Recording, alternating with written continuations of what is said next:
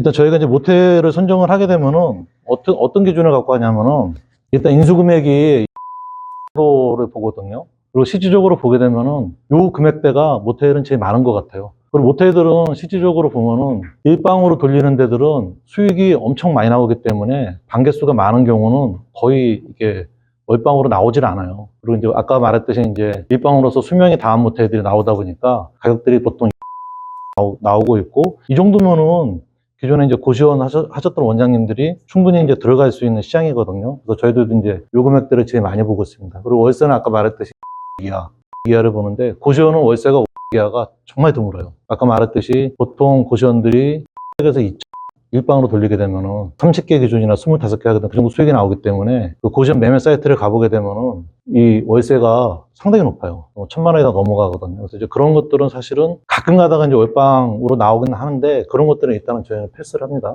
그리고 건물 형태 같은 경우는 통건물의 경우도 꽤 나와요. 저희도 처음에 좀 놀랐는데, 이렇게 통건물인데 월세가 뭐 한 안 되나 싶은 데도 나와요. 권리금이 적은 경우도 있어요. 근데 우리가 가게 되면은 그 모텔을 내놓는 그 현재 매도 운영하시는 사장님 같은 경우는 어떤 생각을 하냐면은 얘네들 왜 오지? 막 이런 느낌이야. 자기는 이제 일방을 하다가 지쳐가 내놓는 거거든요. 근데 사실 우리는 일방을 할 목적이 아니라 월방으로 할 거기 때문에 그분들은 그런 거 잘 이해를 못 하더라고요. 왜냐면 자기가 수익을 뭐 1,000만 원 받고 있었는데 월방으로 해가지고 번다 이런 생각 자체를 안 해요. 우리가 아파트를 뭐 50평 살던 사람이 갑자기 막 20평대로 간다 이런 게 없잖아요. 내가 뭐 사업이 망해가지고 그렇지 않은다면. 그분들은 그런 개념이 없기 때문에 이 모텔 자체가 그렇게 비싸게 권리가 있지도 않고 거의 부분은 보증금이 많이 커요. 그러니까 이제 그런 거를 갖고서 우리가 달방을 한다고 그러면은 임대인도 잘 이해를 못 하더라고요. 이걸 왜 굳이 넌 월방으로 하려고 그러냐. 일방으로 하게 되면 훨씬 더 돈을 많이 버는데. 근데 이제 아까 위원장이 말했듯이 일방으로 하게 되면은 자기 개인 생활을 가질 수가 없어요. 그것도 사람을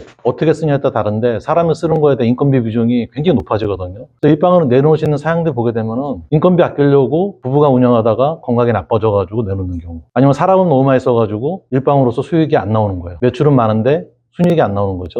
시설이 좋은 그런 일방들이 옆에 생기다 보면은 경쟁력이 없어지니까 운영이 안 되는 거예요. 그런 분들이 이제 물건이 나오는데, 그러다 보니까 통건물로 돼 있는 한 4층이나 5층짜리 그런 건물들도 꽤 많이 나와요. 그리고 이제 통건물이 아닌 경우는 저희는 이런 건물들 위주로 보고, 그리고 모텔에서 주차장이 되게 중요해요. 주차장이 있는 모텔은 일단은 가치가 좀 있는 거예요. 그리고 이쪽에 일하러 오시는 분들이 저희들이 보통 이제 월방 모텔들을 보면은 그 역 근처에 있는 경우들이 많지가 않아요. 역에서 많이 떨어져 있거든요. 그래서 주차장이 있다고 그러면 굉장히 유리한 조건이 되고, 만약에 모텔에 주차장이 없다고 그러면 인근에 뭐 공용 주차장이라든가 길 가로에 있는 주차장들 있잖아요. 그런 거로 섭외를 좀 해놔야 돼요. 그런 게 있게 되면은 모텔에서 달방을 할 때도 굉장히 이제 유리한 형태를 갖게 됩니다. 그래서 이제 수익률을 보게 되면은 모텔은 저희가 기존에 해줬던 고시원들도 거의 다 한 이상이었을 거예요. 근데 이제 모텔은 보면은 저희가 수익률 분석할 때 보면은 거의 이상 정도의 수익률이 나오거든요. 고시원보다도 수익률은 더 높고 짜리 물건들이 꽤 많이 나와요. 수익률 자체로 봐서는 모텔이 고시원보다 좀 낮고,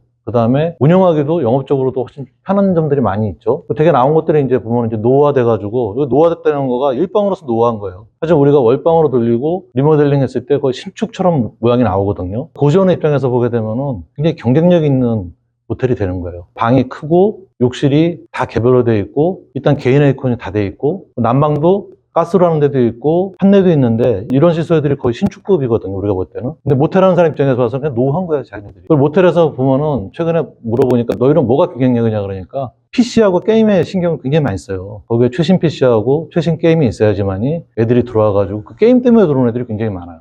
근데 그런 것들을 신규로 투자를 못 하는 거예요. 기존 원장들이 이제 할 만큼 했고 다 지친 거예요. 그러니까 손을 놓는단 말이에요. 근데 우리는 입장에서는, 월방에서는 그게 있으면 뭐 그냥 있는 거지, 그게 어떤 핵심 메리트가 아니거든요. 그러니까 이런 물건들이 시중에서 나오게 되고, 그런 물건들을 이용해가지고 저희는 이제 월방으로 운영을 하게 되는 거죠.